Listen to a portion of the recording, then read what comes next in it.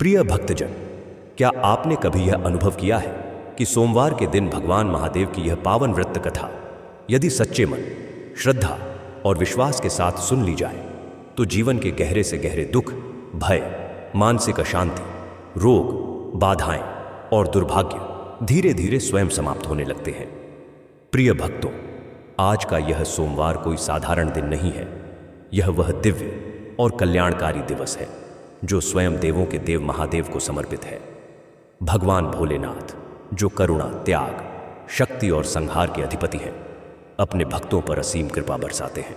सोमवार के दिन शिव भक्ति करने से मन को शांति, जीवन को स्थिरता और आत्मा को अद्भुत बल प्राप्त होता है। शास्त्रों में कहा गया है कि जो भी भक्त सोमवार के दिन श्रद्धा, संयम और पूर्ण विश्वास के साथ भगवान शिव की कथा सुनता है, उसके जीवन से नकारात्मकता, भय, ग्रह बाधाएं, रोग, आर्थिक संकट और पारिवारिक कलह धीरे धीरे दूर होने लगते हैं। जैसे घोर अंधकार में चंद्रमा अपनी शीतल रोशनी से मार्ग दिखाता है, वैसे ही महादेव की कृपा जीवन को सही दिशा प्रदान करती है। भक्तजन, एक पल रुककर अपने जीवन की ओर देखिए।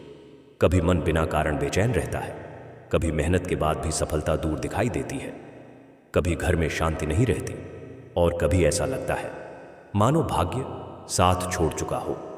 लेकिन आज जब आप सोमवार के इस पावन दिन भगवान भोलेनाथ की कथा सुनने बैठे हैं, तो यह केवल एक कथा नहीं, बल्कि आपके जीवन में शिव कृपा के प्रवेश का शुभ संकेत हो सकता है। ऐसा प्रतीत होता है मानो कैलाशपति स्वयं आपके जीवन के दुखों को हरने के लिए अपने करुणामय स्वरूप में आपके समीप उपस्थित हो। भगवान महादेव केवल संहार के देव नहीं हैं, वे दुखों का अंत करने वाले देव हैं। वे वह शक्ति है जो टूटे हुए मन को सहारा देती है, और वह करुणा है जो जीवन को फिर से आशा से भर देती है। यही कारण है कि आज की यह कथा केवल सुनने की कथा नहीं है, यह भय नाश, मन शांति और जीवन परिवर्तन की साधना बन सकती है। यह कथा सिखाती है कि जब मनुष्य अहंकार त्याग कर भोलेनाथ की शरण में आता है, तब उसके जीवन में धीरे धीरे शांति, शक्ति और सौभाग्य का उदय होने लगता है। कई बार मनुष्य भीतर ही भीतर प्रश्न करता है, मेरे जीवन के दुख कब समाप्त होंगे? मेरी मनोकामनाएं कब पूर्ण होंगी? मेरे प्रयास सफल क्यों नहीं हो रहे? भक्तजन, संभव है कि आज का यह पावन सोमवार ही आपके इन सभी प्रश्नों का उत्तर बन जाए, क्योंकि जब भक्त की श्रद्धा और महादेव की कृपा एक साथ जागृत होती है, तब असंभव भी संभव होने लगता है। इसलिए केवल कथा सुनिए मत, हर शब्द को अपने हृदय में उतारिए, हर भाव को श्रद्धा से ग्रहण कीजिए और संकल्प लीजिए कि आप भी अपने जीवन में सत्य, धैर्य और शिव भक्ति को अपनाएंगे। तो आइए, मन को शांत कीजिए, अपने सारे दुख और भय भगवान भोलेनाथ को समर्पित कीजिए। हृदय में एवं नमः शिवाय का पावन मंत्र जगाइए और महादेव का स्मरण करते हुए इस पावन सोमवार व्रत कथा की दिव्य यात्रा आरंभ करते हैं। लेकिन भक्तजन, आगे बढ़ने से पहले एक अत्यंत आवश्यक बात।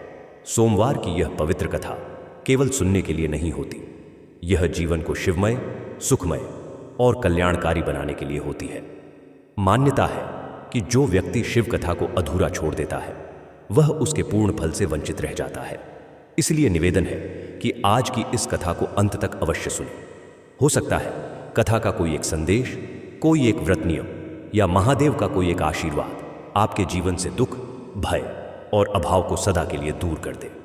भक्तजन, जो व्यक्ति भगवान महादेव की कथा को श्रद्धा और विश्वास से सुनता है, उसके जीवन में शांति, शक्ति और सकारात्मक ऊर्जा का वास होता है। और जो इस कथा को दूसरों तक पहुंचाता है, उस पर भोलेनाथ की कृपा सदैव बनी रहती है। यदि आप सच्चे शिव भक्त हैं, तो ऐसी पावन कथाओं को अधिक से अधिक लोगों तक पहुंचाना भी एक पुण्य कार्य है। इसलिए इस कथा को प्रेम से लाइक करें, अपने परिवार और मित्रों के साथ साझा करें और हमारे चैनल आराध्य एम्पायर को सब्सक्राइब अवश्य करें, ताकि हर सोमवार आपको भगवान महादेव की दिव्य कथाएं, शिव व्रत महिमा और जीवन को नई दिशा देने वाले प्रेरणादायक संदेश मिलते रहे। तो आइए, श्रद्धा, विश्वास और एवं नमः शिवाय के पावन स्मरण के साथ देवों के देव महादेव का ध्यान करते हुए इस पावन सोमवार व्रत कथा की शुरुआत करते हैं। बहुत प्राचीन काल की बात है, जब पृथ्वी पर जीवन अत्यंत शांत, पवित्र और धर्ममय हुआ करता था। उस समय मनुष्य प्रकृति के निकट रहकर सादा जीवन व्यतीत करते थे। न नगरों में शोर था और न ही मन में छल कपट। लोग प्रातःकाल नदी में स्नान कर देवताओं का स्मरण करते और दिन भर अपने कर्म को ही पूजा मानकर कार्य करते थे। चारों ओर हरियाली, निर्मल जल और वेद मंत्रों की मधुर ध्वनि वातावरण को पवित्र बनाए रखती थी। उसी युग में एक अत्यंत विशाल, समृद्ध और तेजस्वी राज्य था, अवंतिकागढ़। यह राज्य अपने धर्म, न्याय और भगवान महादेव की भक्ति के लिए संपूर्ण आर्यावर्त में प्रसिद्ध था।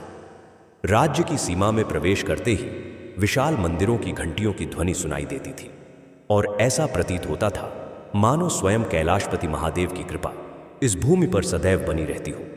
इस महान राज्य के राजा थे महाराज वीरेंद्र केतु।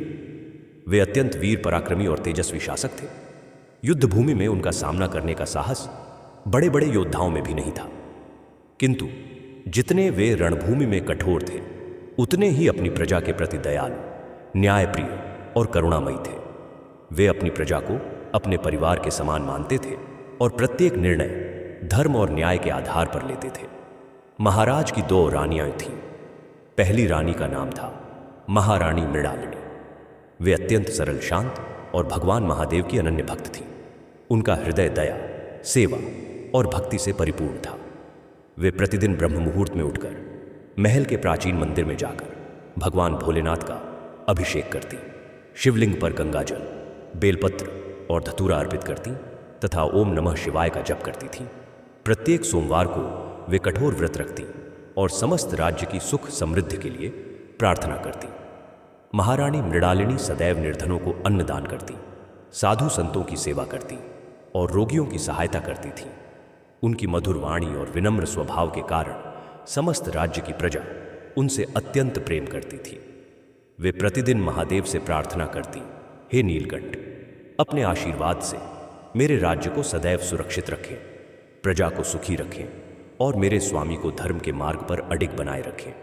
महाराज की दूसरी रानी थी महारानी यशोधरा। महारानी यशोधरा का स्वभाव इससे बिल्कुल विपरीत था। वे अत्यंत अहंकारी, क्रूर और स्वार्थी प्रवृत्ति की थी।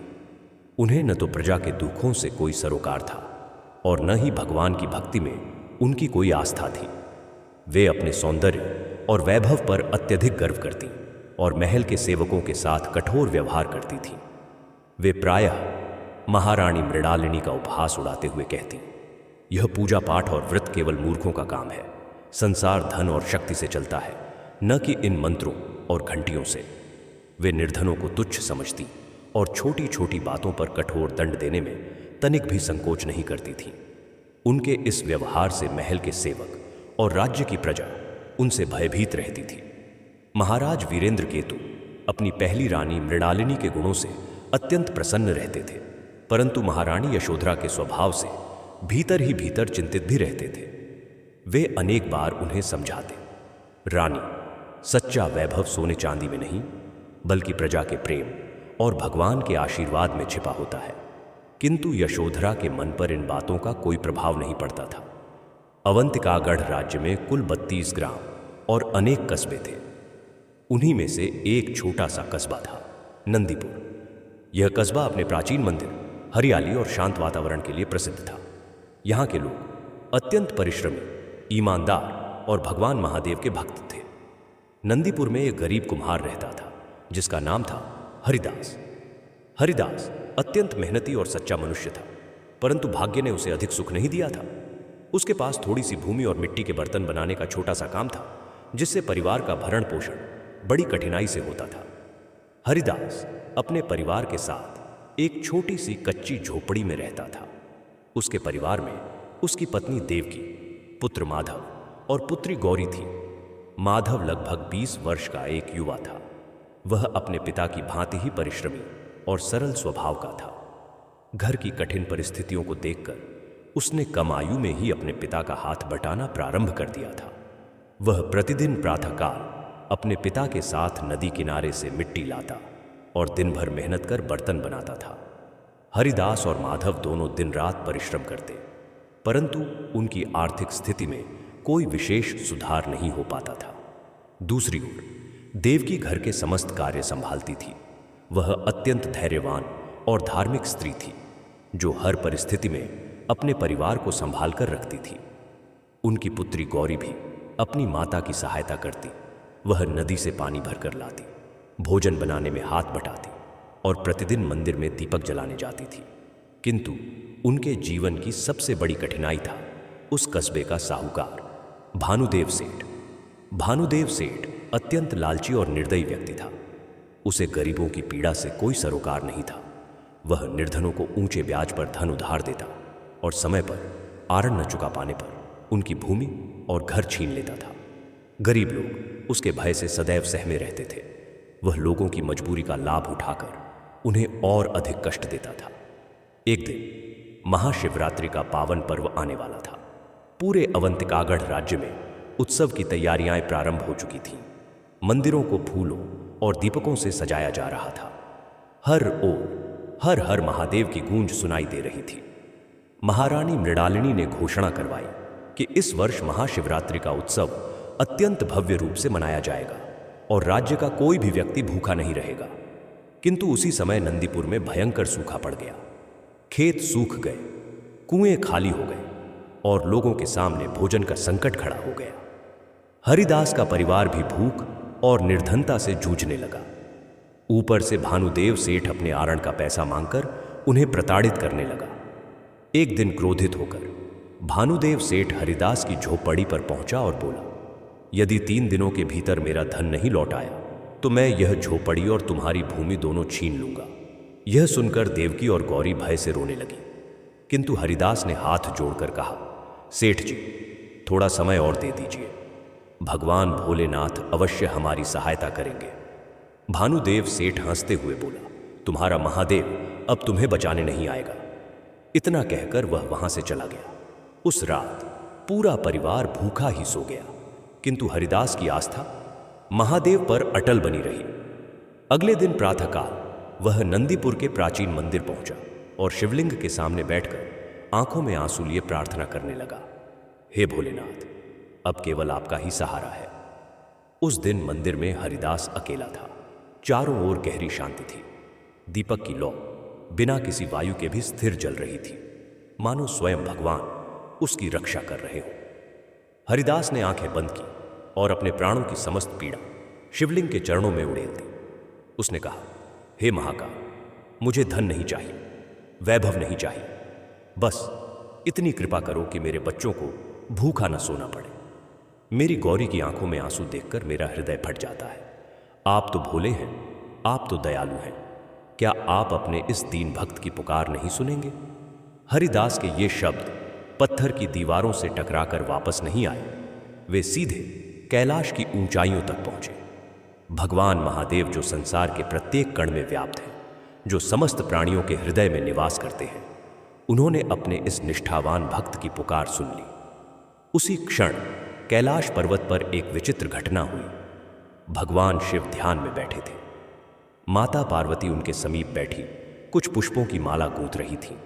तभी शिवजी ने अपनी दिव्य दृष्टि से नंदीपुर के उस मंदिर में रोते हुए हरिदास को देखा। उनके मुखमंडल पर एक अत्यंत मधुर मुस्कान आई। माता पार्वती ने पूछा, हे स्वामी, आप मुस्कुराए? कौन सा भक्त है जिसने आपके हृदय को स्पर्श किया? भगवान शिव ने कहा, देवी, अवंतिकागढ़ के नंदीपुर में एक कुम्हार है, हरिदास। उसकी भक्ति निर्मल है, उसका हृदय निश्चल है।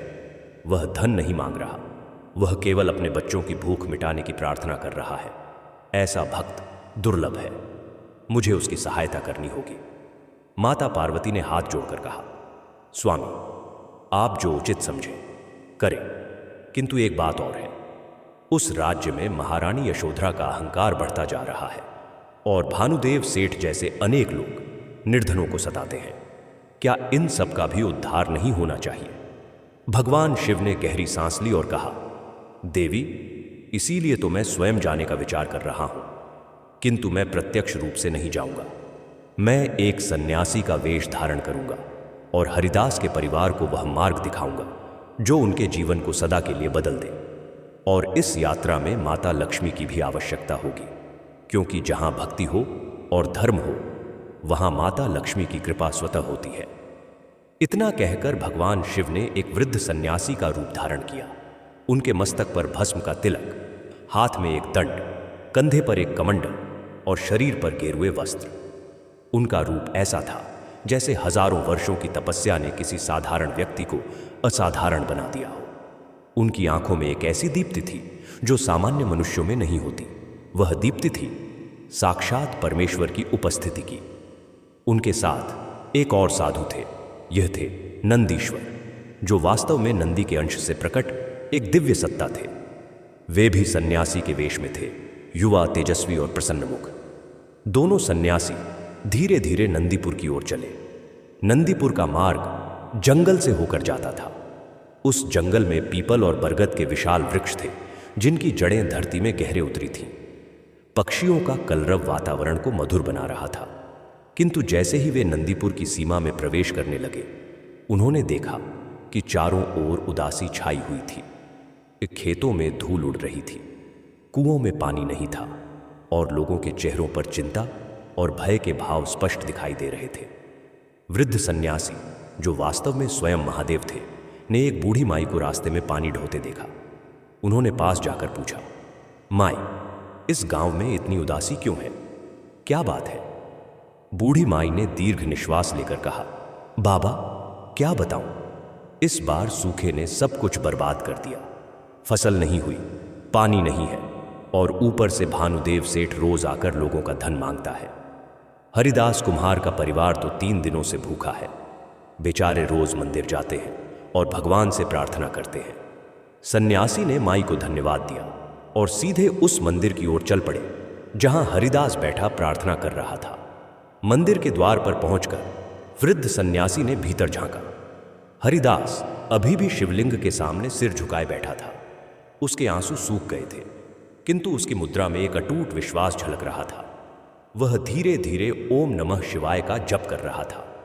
वृद्ध सन्यासी ने मंदिर में प्रवेश किया और शिवलिंग के समक्ष प्रणाम किया। फिर वे हरिदास के पास आकर बैठ गए। हरिदास ने आंखें खोली और एक वृद्ध सन्यासी को देखकर तत्काल उठा और उनके चरणों में झुक गया। बाबा, आप यहां कहां से आए हैं? बड़ी कृपा की आपने इस दीन के द्वार पर पधार कर। सन्यासी ने उसे उठाया और उसके कंधे पर हाथ रखकर कहा, वत्स, मैं बहुत दूर से आया हूं, किंतु तुम्हारी पुकार ने मुझे यहां खींच लाई। मुझे बताओ, तुम्हारे मन में क्या चल रहा है? क्या दुख है तुम्हें? हरिदास की आंखें फिर भर आईं। उसने अपना सारा दुख बताया। सूखे की बात, भानुदेव सेठ की बात, बच्चों की भूख की बात। सन्यासी चुपचाप सुनते रहे। उनकी दिव्य आंखों में एक अपार करुणा थी।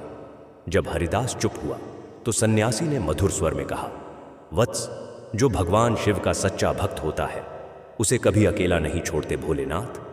तुम्हारी परीक्षा हो रही है और जानते हो, परीक्षा वही देते हैं जिन पर भरोसा हो। भगवान शिव ने तुम पर भरोसा किया है, इसीलिए इतनी कठिन परीक्षा दी है। हरिदास ने सिर उठाकर पूछा, किंतु बाबा, मैं क्या करूं? मेरे पास न धन है न सामर्थ्य। सेठ 3 दिन में घर और जमीन छीन लेगा। सन्यासी ने कहा, वत्स, पहले तुम घर जाओ। आज रात तुम्हारे द्वार पर जो भी आए उसे सेवा भाव से स्वीकार करो। भगवान का नाम लेते रहो और कल प्रातःकाल तुम पुनः यहां आओ। मैं तुम्हें वह उपाय बताऊंगा जो न केवल तुम्हारी समस्या का समाधान करेगा, बल्कि इस पूरे नंदीपुर के जीवन को बदल देगा। हरिदास को इन शब्दों में एक अजीब शक्ति महसूस हुई। उसने सन्यासी के चरण स्पर्श किए और घर की ओर चल दिया। रात हुई। हरिदास का परिवार झोपड़ी में बैठा था। भोजन नहीं था। देवकी ने बच्चों को समझाते हुए कहा, आज थोड़ा पानी पी लो, कल भगवान जरूर कुछ रास्ता निकालेंगे। तभी द्वार पर दस्तक हुई। माधव ने जाकर देखा। एक वृद्ध स्त्री खड़ी थी। उसने कहा, बेटा, मैं बहुत थकी हूं, क्या मुझे थोड़ी जगह मिल सकती है बैठने के लिए? देवकी ने तुरंत कहा, आइए मां, पधारिए। घर में कुछ विशेष नहीं है, किंतु जो है वह आपका ही है। वह वृद्ध स्त्री भीतर आई और बैठ गई। देवकी ने घड़े में जो थोड़ा पानी बचा था वह उन्हें दिया। गौरी ने अपनी माता की पुरानी चादर उन पर ओढ़ा दी। वह वृद्ध स्त्री वास्तव में कोई और नहीं थी, वे माता लक्ष्मी थीं, जो एक वृद्धा का वेश धारण करके हरिदास के घर आई थी। वे देखना चाहती थीं कि क्या यह परिवार अत्यंत कठिन परिस्थिति में भी अतिथि सत्कार का धर्म निभाता है। और उन्होंने देखा कि इस परिवार में दरिद्रता थी, किंतु हृदय में विशालता थी। भूखे होकर भी इन्होंने अतिथि को जल दिया, आश्रय दिया। माता लक्ष्मी ने उस रात वहीं विश्राम किया। देवकी रात भर जागती रही कि बुढ़िया माई को कोई असुविधा न हो। गौरी ने अपनी चटाई माई को दे दी और स्वयं जमीन पर सो गई। प्रातः होने से पहले ही वह वृद्धा उठी। देवकी भी उठ गई थी। वृद्धा ने देवकी का हाथ थामा और कहा, बेटी, तेरे घर की दरिद्रता आज समाप्त होगी। तूने आज रात जो दिया वह सोने से भी बहुमूल्य था। तेरा यह सेवा भाव माता लक्ष्मी को प्रिय है। देवकी ने चौंक कर पूछा, माता, आप कौन हैं? किंतु उस क्षण एक अलौकिक प्रकाश फैला और वृद्धा का रूप बदल गया। वहां खड़ी थी स्वयं माता लक्ष्मी, सोने की आभा, गुलाबी वस्त्र, हाथों में कमल और मस्तक पर मुकुट। उनका रूप इतना दिव्य था कि देवकी की आंखें झूंधिया गई और वह प्रणाम में झुक गई। सारा परिवार जाग गया। हरिदास, माधव और गौरी भी माता के चरणों में झुक गए। माता लक्ष्मी ने कहा, उठो वत्स, मैं प्रसन्न हूं। तुम्हारे धर्म, सेवा भाव और भक्ति ने मुझे यहां खींच लाया। मैं तुम्हें एक उपाय देती हूं, सुनो ध्यान से। माता ने कहा, हरिदास, आज महाशिवरात्रि के 4 दिन पहले का दिन है। तुम आज से 4 दिन तक भगवान महादेव का व्रत करो। प्रत्येक दिन प्रातःकाल स्नान करके मंदिर जाओ। शिवलिंग पर बेलपत्र, जल और एकाग्र मन से पूजा करो। रात्रि को दीपक जलाओ और जागरण करो। और जो सबसे महत्वपूर्ण बात है, अपने द्वार से किसी को भी खाली हाथ मत लौटाओ। चाहे तुम्हारे पास जो भी थोड़ा बहुत हो, बांटो, क्योंकि भगवान शिव की भक्ति में दान और सेवा सबसे बड़ी पूजा है। दो हरिदास ने हाथ जोड़कर कहा, माता, हम तो पहले ही इतने दरिद्र हैं, बांटने के लिए क्या बचा है? माता लक्ष्मी मुस्कुराई और बोली, वत्स, जो दरिद्र होकर भी बांटता है, उसके घर से दरिद्रता स्वयं चली जाती है। तुम्हारे आंगन में वह शक्ति है जो तुम्हें अभी दिखाई नहीं दे रही। जो मिट्टी तुम प्रतिदिन उठाते हो, उसमें एक रहस्य छिपा है। कल वह सन्यासी बाबा जो मंदिर में मिले थे, वे तुम्हें वह रहस्य बताएंगे। उनकी बात सुनना और उस पर विश्वास रखना। भगवान शिव तुम पर कृपा करेंगे। इतना कहकर माता लक्ष्मी अदृश्य हो गई। पीछे एक सुनहरी आभा रह गई और घर में एक अजीब सी सुगंध फैल गई। कमल और केसर की मिलीजुली सुगंध जो कुछ देर तक वहां बनी रही। पूरा परिवार स्तब्ध खड़ा रहा। फिर हरिदास ने दोनों हाथ जोड़कर आकाश की ओर देखा और कहा, हे महाकाल, आपने सुना मेरी पुकार। धन्य हो मेरे जीवन। प्रातःकाल होते ही हरिदास मंदिर पहुंचा। वहां वह वृद्ध सन्यासी पहले से ही बैठे थे। उनके साथ युवा सन्यासी नंदीश्वर भी थे। दोनों की आंखें बंद थीं और होंठ धीरे धीरे कुछ बुदबुदा रहे थे। हरिदास ने प्रणाम किया। वृद्ध सन्यासी ने आंखें खोली और मुस्कुराए। आ गए वत्स, बैठो। हरिदास बैठ गया। सन्यासी ने पूछा, रात कैसी गई? हरिदास की आंखें भर आई। उसने माता लक्ष्मी के दर्शन की पूरी घटना बताई। सन्यासी ने सुनकर कहा, वत्स, यह भगवान शिव की कृपा है। माता लक्ष्मी जहां भक्ति और सेवा भाव हो, वहां स्वतः आती है। अब ध्यान से सुनो, मैं तुम्हें एक कथा सुनाऊंगा। यह कथा तुम्हारे भाई को भी सुनाना। जो इस कथा में रहस्य छिपा है, वह तुम्हारे जीवन की हर समस्या का उत्तर है। हरिदास का एक छोटा भाई था। नाम था सुदर्शन। सुदर्शन की प्रकृति हरिदास से बिल्कुल भिन्न थी। वह परिश्रम से जी चुराता था, भाग्य को कोसता रहता था और इस बात पर विश्वास नहीं करता था कि भगवान की भक्ति से कुछ बदलता है। उसने अनेक बार हरिदास से कहा था, भैया, यह भगवान वगैरह सब दिखावा है। जो मेहनत करता है उसे ही मिलता है और जो नहीं करता उसे कुछ नहीं मिलता। तुम्हारी सारी पूजा पाठ से क्या मिला? आज भी भूखे हो। हरिदास उसे समझाता रहता, किंतु सुदर्शन पर कोई असर नहीं पड़ता। सुदर्शन भी नंदीपुर में ही रहता था, अलग झोपड़ी में। उसकी पत्नी का नाम था सुमित्रा, एक सरल और भोली स्त्री जो चाहती थी कि उसका पति सुख से रहे, किंतु सुदर्शन की आदतें उसे भी परेशान रखती थीं।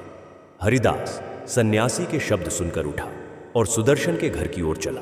सुदर्शन उस समय अपनी झोपड़ी के बाहर बैठा था और आसमान की ओर देख रहा था। हरिदास ने कहा, भाई, चलो मंदिर चलते हैं। एक सन्यासी बाबा आए हैं। वे हम दोनों को एक कथा सुनाना चाहते हैं। सुदर्शन ने मुंह बनाते हुए कहा, फिर से कथा वार्ता?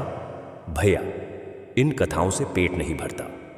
हरिदास ने शांति से कहा, भाई, कल रात माता लक्ष्मी हमारे घर पधारी थी। मेरी बात मानो, एक बार चलो। यह सुनकर सुदर्शन चौंका। माता लक्ष्मी? वह थोड़ी देर सोचता रहा, फिर उसने कहा, ठीक है, चलता हूं। दोनों भाई मंदिर पहुंचे। सुमित्रा भी साथ आई। माधव और गौरी भी थे। वहां नंदीपुर के कुछ और लोग भी इकट्ठे हो गए थे, क्योंकि वृद्ध सन्यासी की चर्चा पूरे कस्बे में फैल गई थी। वृद्ध सन्यासी ने सबको बैठने का इशारा किया। फिर उन्होंने अपनी दिव्य दृष्टि सुदर्शन पर टिकाई और कहा, वत्स सुदर्शन, तुम्हारे मन में अनेक प्रश्न हैं। तुम्हें भगवान की भक्ति पर संदेह है। यह संदेह पाप नहीं, यह अज्ञान है। आज मैं तुम्हें एक कथा सुनाऊंगा। इस कथा को सुनकर तुम्हारे जीवन का वह अंधकार दूर होगा जो तुम्हें वर्षों से घेरे हुए है। सुदर्शन थोड़ा असहज हुआ, किंतु उसने कुछ नहीं कहा। सन्यासी ने कहा, तो सुनो। बहुत काल पहले की बात है, उस काल की जब मनुष्य और देवता अधिक निकट थे, जब वन घने थे और नदियां निर्मल थीं। उस समय हिमालय की तलहटी में एक राज्य था जिसका नाम था शिवावती। यह राज्य अपनी प्रकृति सुंदरता और भगवान शिव की भक्ति के लिए प्रसिद्ध था। वहां के लोग सरल थे, ईश्वर भीरु थे और एक दूसरे की सहायता करने में विश्वास रखते थे। उस राज्य में एक धनी वैश्य रहता था जिसका नाम था धनपाल। धनपाल के पास अपार संपत्ति थी, सोने से भरे कुठार, हाथी घोड़े और विशाल व्यापार। किंतु उसके जीवन में एक ही दुख था, उसकी कोई संतान नहीं थी। वह और उसकी पत्नी कमलावती प्रतिदिन भगवान शिव से संतान की प्रार्थना करते। धनपाल का एक मित्र था, सोमनाथ। सोमनाथ एक साधारण किसान था, किंतु उसके घर में सुख और प्रेम की कोई कमी नहीं थी। उसके 3 पुत्र थे और सब मिलकर खेती करते थे। सोमनाथ प्रतिदिन सूर्यास्त के समय नदी के किनारे बैठता और संगीत सुनता। वह संगीत जो हवा में, पत्तियों में, नदी के बहाव में था। एक दिन धनपाल ने सोमनाथ से कहा, मित्र, मेरे पास सब कुछ है, किंतु संतान नहीं है। जब तक पुत्र नहीं होगा, मेरी सारी संपत्ति किस काम की? सोमनाथ ने मुस्कुराकर कहा, मित्र, संतान ईश्वर का वरदान है। तुम भगवान शिव का व्रत करो। महाशिवरात्रि का व्रत अत्यंत फलदायी होता है। जो सच्चे मन से यह व्रत करता है, उसकी मनोकामना अवश्य पूर्ण होती है। धनपाल ने पूछा, मित्र, मैंने तो पूजा पाठ कभी अधिक नहीं किया। क्या मेरे जैसे सांसारिक मनुष्य को भी भगवान शिव सुनेंगे? सोमनाथ ने उत्तर दिया, मित्र, भगवान शिव को भक्त की जाति, धन या विद्वता नहीं देखते। वे केवल भाव देखते हैं। जो सच्चे हृदय से पुकारे, उसकी पुकार वे अवश्य सुनते हैं। वे तो भोले हैं, इसीलिए उनका नाम भोलेनाथ है। धनपाल उस दिन से प्रतिदिन शिव मंदिर जाने लगा, किंतु उसकी पूजा में अभी तक वह गहराई नहीं थी जो सच्ची भक्ति में होती है। वह पूजा के बाद जल्दी से व्यापार की चिंता में लग जाता। 1 वर्ष बीत गया, कोई परिणाम नहीं हुआ। कमलावती ने एक दिन कहा, स्वामी, हम पूजा तो करते हैं, किंतु भगवान को हम दे क्या रहे हैं? धन सामग्री से बड़ा होता है मन का समर्पण। क्या हमने कभी सच में खुद को भगवान के चरणों में सौंपा है? धनपाल चुप हो गया। उस रात उसने लंबे समय तक सोचा और उस विचार ने उसके हृदय में एक क्रांति ला दी। अगले दिन से धनपाल बदल गया। उसने अपने व्यापार का सारा काम मुनीम पर छोड़ दिया और स्वयं प्रतिदिन प्रातःकाल शिव मंदिर जाने लगा। वहां वह घंटों बैठकर ध्यान करता, बेलपत्र स्वयं वन से लाता, जल नदी से भरकर लाता। शिवलिंग का अभिषेक करते समय उसकी आंखें बंद होती थीं और उसके होंठ हिलते थे। वह बस इतना कहता, हे महाकाल, मुझे संतान दो। मैं तुम्हारे इस अनमोल वरदान को सबसे बड़ा दान मानूंगा और प्रत्येक वर्ष गरीब बच्चों की सहायता करूंगा। यह प्रण सुनकर भगवान शिव के हृदय में प्रेम उमड़ा। महाशिवरात्रि आई। धनपाल और कमलावती ने पूरे दिन उपवास किया। रात को जागकर चारों प्रहर की पूजा की।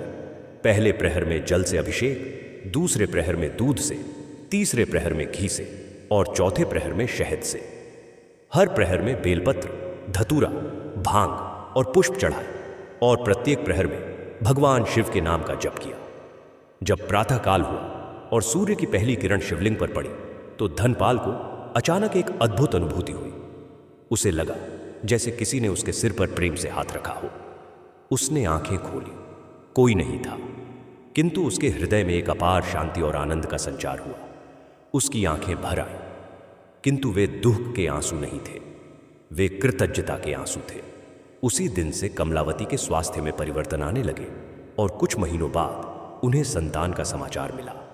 9 महीने बाद एक सुंदर पुत्र का जन्म हुआ। धनपाल ने उसका नाम रखा शिव प्रसाद, और जैसा उसने प्रण किया था, उसने उस वर्ष से प्रतिवर्ष सैकड़ों गरीब बच्चों को वस्त्र, भोजन और शिक्षा का दान देना प्रारंभ किया।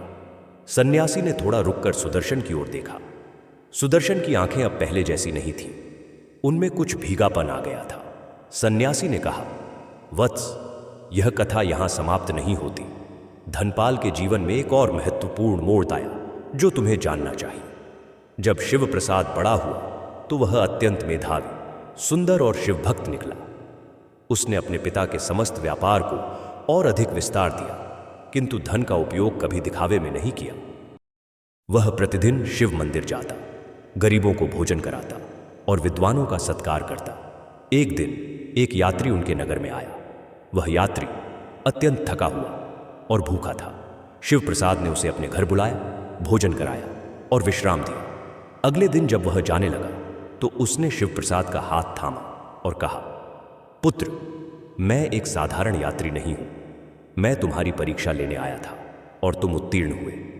तुम्हें आशीर्वाद है कि तुम्हारे वंश में सदैव ज्ञान, भक्ति और समृद्धि बनी रहेगी। शिव प्रसाद ने उनके चरण पकड़ लिए। आप कौन हैं?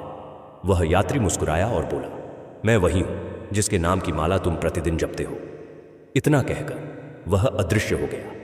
पीछे केवल एक बेलपत्र पड़ा था, ताजा और हरा, जैसे अभी तोड़ा गया हो। सन्यासी ने सुदर्शन की ओर देखकर कहा, वत्स, क्या तुम समझे? भगवान शिव प्रत्येक रूप में आते हैं। वे कभी साधु बनकर आते हैं, कभी यात्री बनकर, कभी भूखे बनकर, और जो उन्हें पहचान कर सेवा करता है उसका जीवन सदैव के लिए धन्य हो जाता है। सुदर्शन के गले में कुछ अटक गया था। उसने पूछा, बाबा, किंतु भगवान परीक्षा क्यों लेते हैं? यदि वे सर्वशक्तिमान हैं तो सीधे क्यों नहीं देते? सन्यासी ने कहा, उत्तम प्रश्न वत्स। भगवान इसीलिए परीक्षा लेते हैं क्योंकि वे चाहते हैं कि मनुष्य स्वयं भी बड़ा बने। यदि बिना परिश्रम और बिना परीक्षा के सब कुछ मिल जाए तो मनुष्य के भीतर जो असीमित शक्ति छिपी है वह कभी जागेगी नहीं। जब तक पत्थर को घिसा न जाए उसमें से हीरा नहीं निकलता। इसी प्रकार कठिनाई मनुष्य को तपाती है और उसके भीतर से सोना बाहर लाती है। सुदर्शन गहरी सोच में डूब गया। पहली बार उसे लगा कि शायद उसने जो सोचा था वह सब सही नहीं था।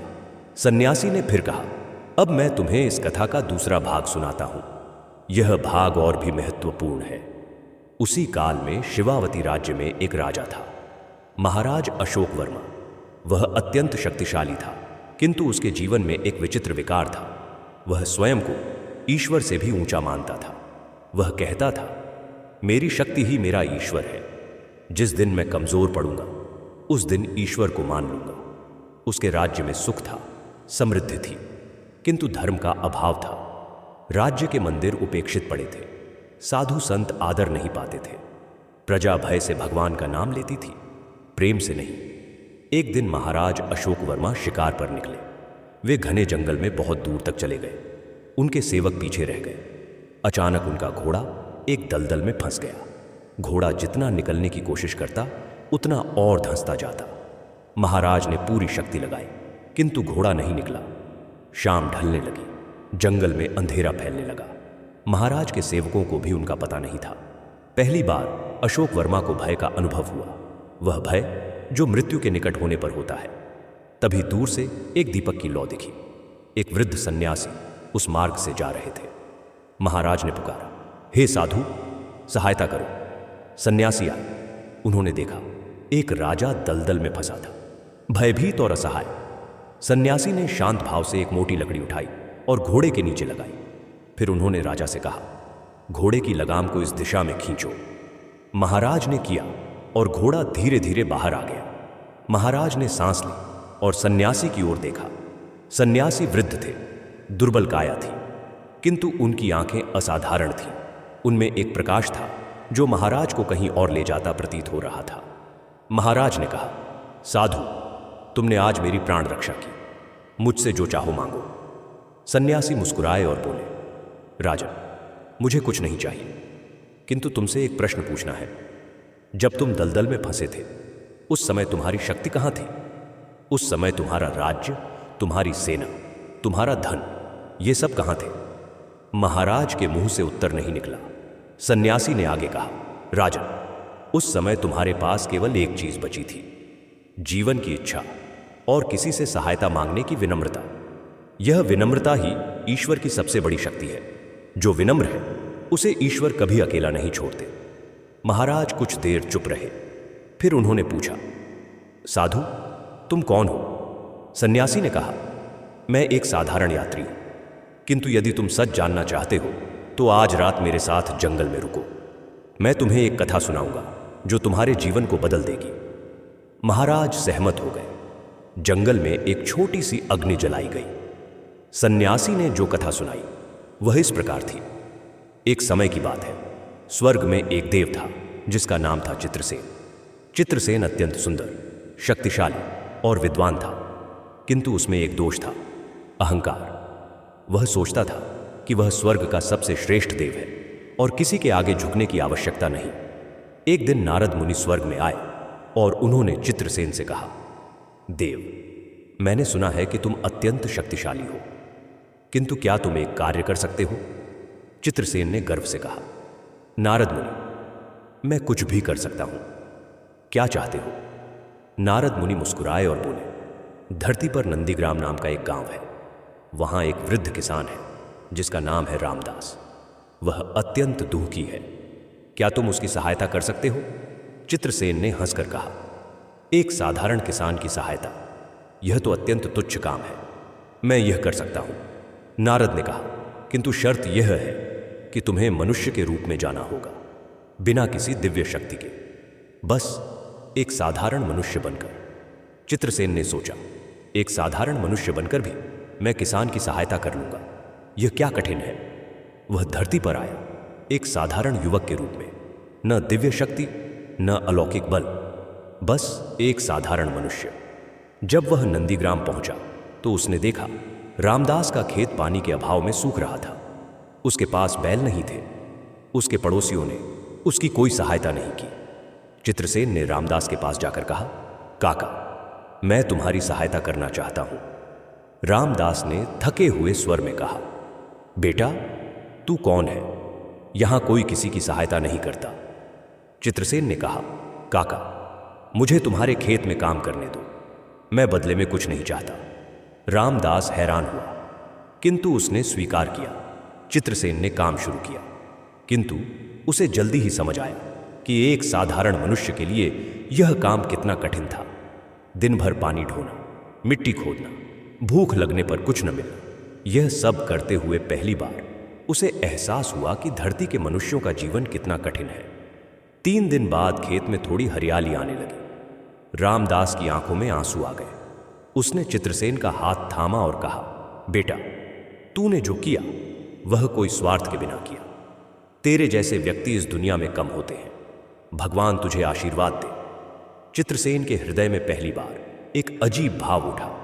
वह भाव था नम्रता का।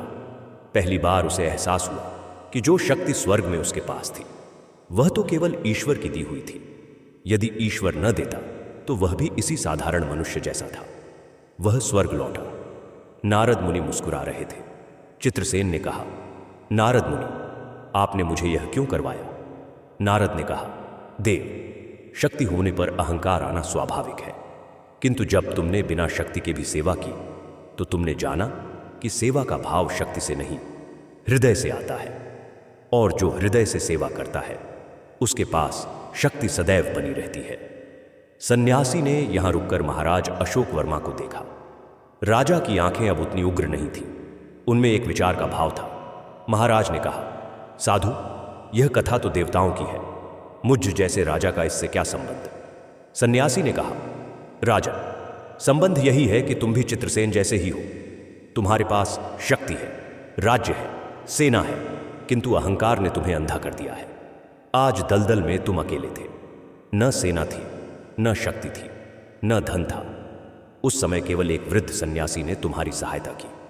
क्या यह तुम्हें कुछ नहीं सिखाता? महाराज देर तक चुप रहे। फिर उन्होंने धीरे से कहा, साधु, मुझे बताओ कि मुझे क्या करना चाहिए। सन्यासी ने कहा, राजन, 3 काम करो। पहला, अपने राज्य के मंदिरों का जीर्णोद्धार करवाओ और प्रजा को धर्म के प्रति प्रोत्साहित करो। दूसरा, प्रत्येक सोमवार को और विशेष रूप से महाशिवरात्रि के दिन स्वयं शिव मंदिर जाओ और पूजा करो।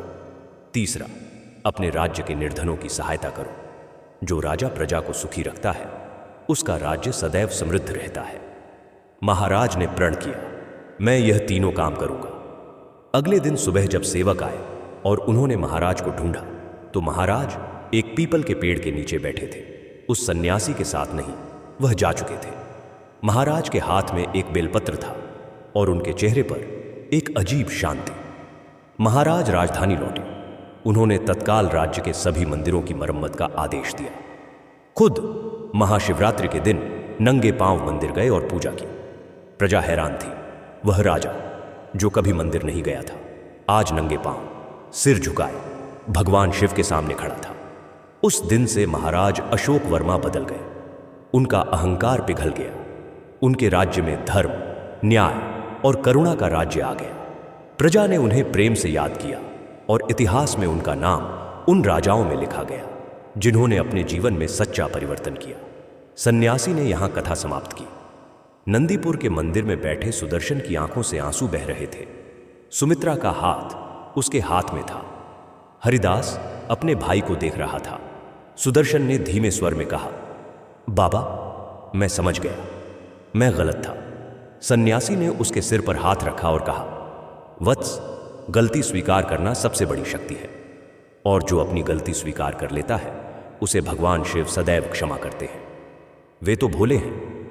अब सन्यासी ने हरिदास की ओर देखा और कहा, वत्स, अब मैं तुम्हें वह रहस्य बताता हूं जो माता लक्ष्मी ने संकेत दिया था। सबने ध्यान से सुना। सन्यासी ने कहा, हरिदास, तुम्हारे घर के पीछे जो नदी बहती है, उसके किनारे पर एक विशेष प्रकार की मिट्टी है, सफेद और चिकनी।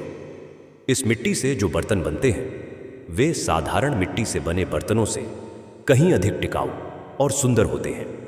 किंतु इस मिट्टी के साथ एक और रहस्य है। जब इसमें नदी का वह जल मिलाया जाए जो महाशिवरात्रि के दिन प्रवाहित होता है, और जो बर्तन उस मिट्टी से भगवान के स्मरण के साथ बनाए जाए, वे बर्तन अत्यंत पवित्र और शुभ होते हैं। ऐसे बर्तनों को राज दरबार तक मान मिलता है। तुम यह काम प्रारंभ करो। हरिदास ने पूछा, किंतु बाबा, वह मिट्टी कहाँ है? मुझे तो कभी ऐसी मिट्टी नहीं दिखी। सन्यासी ने मुस्कुराकर कहा, वत्स, वह मिट्टी सदैव से वहीं थी, केवल तुमने ध्यान नहीं दिया। कभी कभी हम उस खजाने के ऊपर बैठे रहते हैं जिसे खोज रहे होते हैं। कल प्रातःकाल नदी किनारे जाओ, उस स्थान पर जहां बरगद का पेड़ है और जहां नदी मुड़ती है, वहां तुम्हें वह मिट्टी मिलेगी। हरिदास ने हाथ जोड़कर कहा, बाबा, आप साक्षात भगवान के दूत हैं। सन्यासी ने कहा, वत्स, भगवान के दूत तो सब होते हैं जो प्रेम और सेवा के मार्ग पर चलते हैं। अब जाओ और भगवान महादेव के व्रत की तैयारी करो।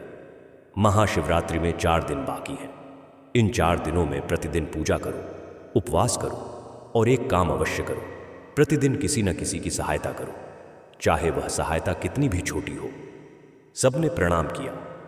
जब वे उठकर देखने लगे तो वह दोनों सन्यासी वहां नहीं थे।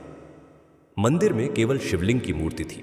दीपक जल रहे थे और एक विचित्र सुगंध हवा में तैर रही थी, धूप और बेलपत्र की मिलीजुली सुगंध। गौरी ने धीमे से कहा, पिताजी, क्या वे सन्यासी? हरिदास ने उसकी बात काटते हुए कहा, शांत रहो बेटी, कुछ प्रश्नों के उत्तर मौन में होते हैं। उस दिन शाम को पूरे नंदीपुर में एक अजीब सी बात हुई। जिस कुएं में पानी सूख गया था, उसमें रात को धीरे धीरे जल भरने लगा। सुबह लोगों ने देखा कि कुआं लगभग आधा भर गया था। हरिदास सुबह नदी किनारे गया। उसने बरगद के पेड़ के पास नदी के मोड़ पर खोजा और वास्तव में वहां सफेद चिकनी मिट्टी की एक मोटी परत थी जो उसने आज तक नहीं देखी थी, या शायद देखी थी किंतु उसकी विशेषता नहीं पहचानी थी।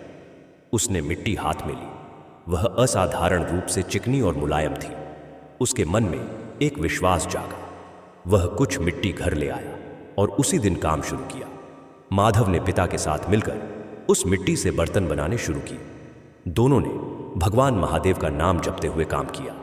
जब वे बर्तन बनाते थे तो उनके होंठ AUM नमः शिवाय का जप कर रहे थे। और अद्भुत बात यह हुई कि जो बर्तन बने वे सामान्य बर्तनों से कहीं अधिक सुंदर थे। उनकी चमक अलग थी। उनकी बनावट में एक शिल्पकला थी जो पहले उनके बर्तनों में कभी नहीं थी। गौरी ने उन बर्तनों पर सुंदर चित्र बनाए, फूल, पत्तियां और शिव का त्रिशूल। उन बर्तनों को देखकर मन प्रसन्न हो जाता था। अगले दिन हरिदास ने वे बर्तन बाजार में ले जाकर रखे। लोगों ने पहली बार इतने सुंदर बर्तन देखे। एक व्यापारी ने रुककर पूछा, यह बर्तन कैसे बनाए? मिट्टी इतनी अच्छी कहां से आई? हरिदास ने कहा, भगवान की कृपा से। उस दिन सभी बर्तन बिक गए। पहली बार हरिदास के पास उतना धन आया जितना उसे उम्मीद नहीं थी। भानुदेव सेठ को जब पता चला तो वह दोबारा हरिदास के पास आया, किंतु इस बार उसके चेहरे पर क्रोध नहीं था बल्कि एक जिज्ञासा थी। उसने कहा, हरिदास, यह बर्तन कहां से आए? राजधानी के एक व्यापारी ने मुझसे कहा कि वह इन बर्तनों का बड़ा ऑर्डर देना चाहता है। हरिदास ने शांति से कहा, सेठ जी, भगवान महादेव की कृपा है। भानुदेव ने कुछ सोचा और बोला, ठीक है, तुम्हारा आरण मैं माफ करता हूं यदि तुम मुझे भी इन बर्तनों का व्यापार करने में सहायता करो। हरिदास ने हाथ जोड़कर कहा, सेठ जी, व्यापार तो होगा, किंतु इन बर्तनों के साथ एक नियम है। इन्हें बेचने का लाभ का एक अंश प्रत्येक महीने गरीबों की सहायता में जाएगा। यह भगवान को दिया गया वचन है। भानुदेव पहले हिचकिचाया, फिर उसने धीरे धीरे सोचा। उसने हरिदास के जीवन में यह परिवर्तन देखा था। कल भूखा था, आज समृद्ध है और सब कुछ भगवान की भक्ति और सेवा भाव से हुआ। पहली बार भानुदेव के कठोर हृदय में एक दरार पड़ी। उसने कहा, ठीक है, मैं राजी हूं। यह सुनकर हरिदास ने हाथ जोड़कर आकाश की ओर देखा। उसकी आंखों में आंसू थे, कृतज्ञता के आंसू। अब महाशिवरात्रि से 3 दिन पहले का दिन था।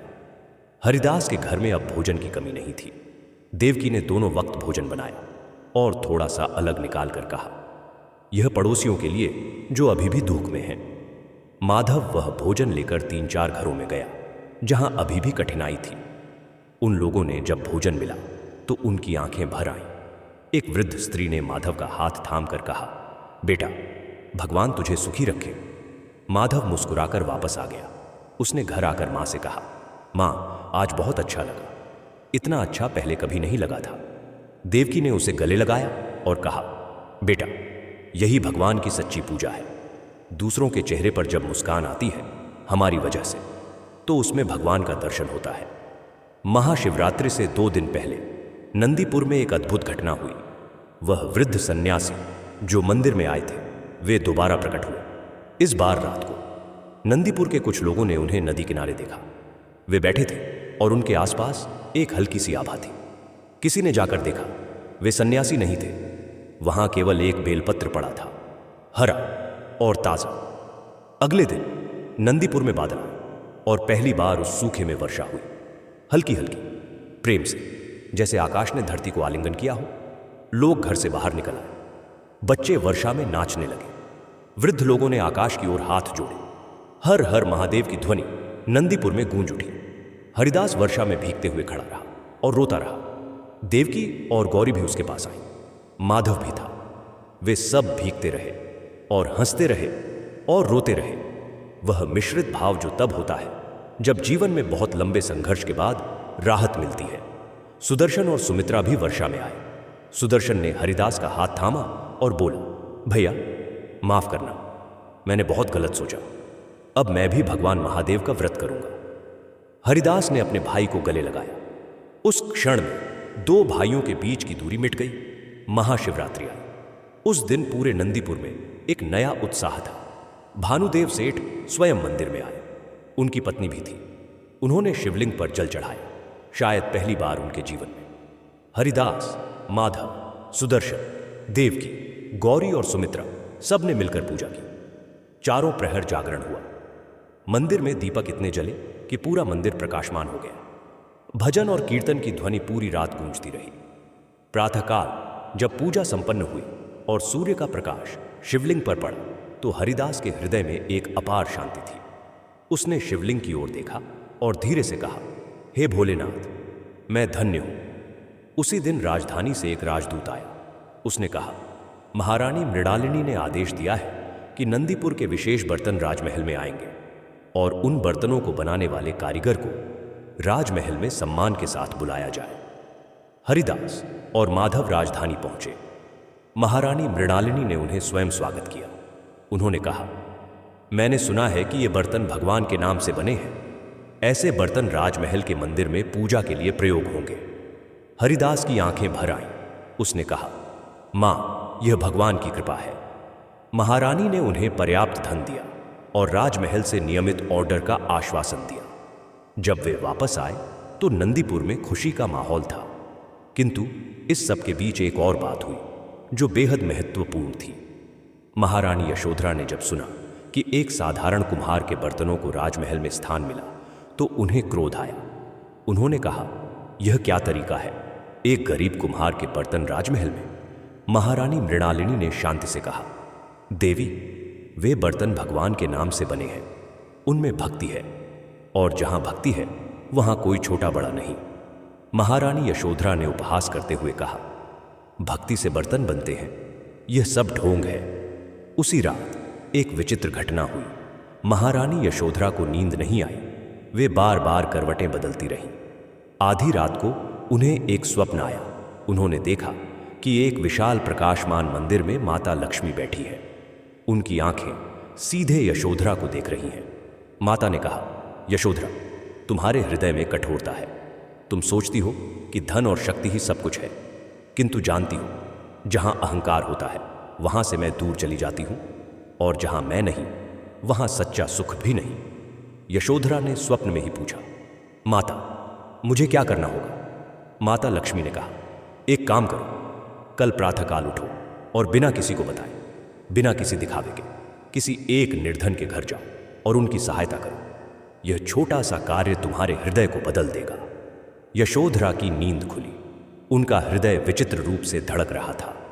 अगले दिन प्रातःकाल पहली बार महारानी यशोधरा ने बिना अपनी दासियों को बताए एक साधारण वस्त्र पहना और राजमहल के पीछे की गली से बाहर निकली। वे एक गरीब बस्ती में पहुंची। वहां एक बूढ़ी माई अकेली बैठी थी।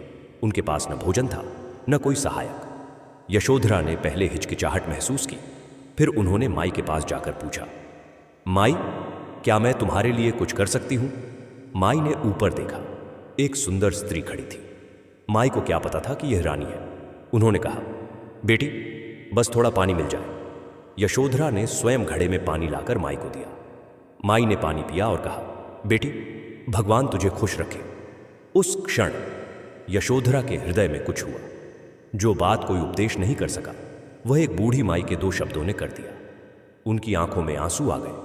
वे वापस महल आई, सीधे मंदिर गई।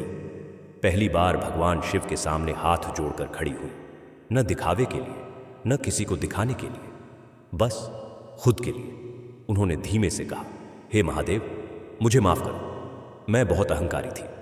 महाराज वीरेंद्र केतु ने जब यह सब देखा तो उनके हृदय में एक असाधारण प्रसन्नता हुई। वे समझ गए कि भगवान ने उनकी अनकही प्रार्थना सुन ली, वह प्रार्थना जो वे वर्षों से यशोधरा के लिए करते थे। उस महाशिवरात्रि के दिन अवंतिकागढ़ राज्य में एक अपूर्व उत्सव मना। महारानी मृणालिनी और महारानी यशोधरा दोनों ने एक साथ पूजा की। पहली बार दोनों रानियां एक दूसरे के समीप बैठी। यशोधरा ने मृणालिनी का हाथ थामा और कहा, बहन, मुझे माफ करो। मृणालिनी ने मुस्कुराकर कहा, देवी, जो हृदय बदल जाए उसे क्षमा की क्या आवश्यकता। उस दिन के बाद अवंतिकागढ़ और नंदीपुर दोनों में एक नई जीवन की शुरुआत हुई। हरिदास का व्यवसाय फला फूला। माधव एक कुशल कारीगर बन गया। गौरी के विवाह की बात उठी और एक सुयोग्य परिवार से रिश्ता आया। सुदर्शन ने भी काम शुरू किया। वह माधव के साथ मिलकर बर्तन बनाने लगा और अपनी मेहनत और भगवान में आस्था से उसने भी अपना जीवन संवार लिया। भानुदेव सेठ ने अपनी उन पुरानी आदतों से तौबा की। एक दिन उसने स्वयं उन गरीब लोगों के पास जाकर माफी मांगी जिनसे उसने अन्याय किया था। कुछ आड़ माफ किए, कुछ भूमि वापस लौटाई। लोग हैरान थे। किसी ने पूछा, सेठ जी, यह परिवर्तन कैसे? भानुदेव ने हरिदास की ओर देखा और कहा, एक गरीब कुम्हार ने मुझे सिखाया। और हरिदास हंस दिया। वर्षों बाद जब इस कहानी को लोग याद करते थे तो वे कहते थे, नंदीपुर की वह महाशिवरात्रि जिस वर्ष पड़ी, उसने एक परिवार नहीं, एक पूरे कस्बे को बदल दिया। एक राजा का अहंकार टूटा, एक रानी का हृदय पिघला, एक साहूकार की क्रूरता गई और एक कुम्हार का परिवार फला फूला। ये सब हुआ भगवान महादेव की कृपा से और एक निर्धन भक्त की अटूट आस्था से। भगवान शिव के जो भक्त सच्चे हृदय से उन्हें पुकारते हैं, उनकी सुनता अवश्य है। वे भोले हैं, वे दयालु हैं और वे सबसे पहले उनके पास जाते हैं जिनका हृदय सच्चा हो, चाहे उनके पास कुछ भी न हो। महाशिवरात्रि का यह व्रत केवल एक धार्मिक अनुष्ठान नहीं है, यह एक आंतरिक यात्रा है। अहंकार से विनम्रता की ओर, स्वार्थ से सेवा की ओर, अंधेरे से प्रकाश की ओर। जो इस व्रत को सच्चे भाव से करता है, भगवान शिव उसके जीवन में वह परिवर्तन लाते हैं जो कोई धन नहीं ला सकता। जय महाकाल, जय भोलेनाथ, हर हर महादेव।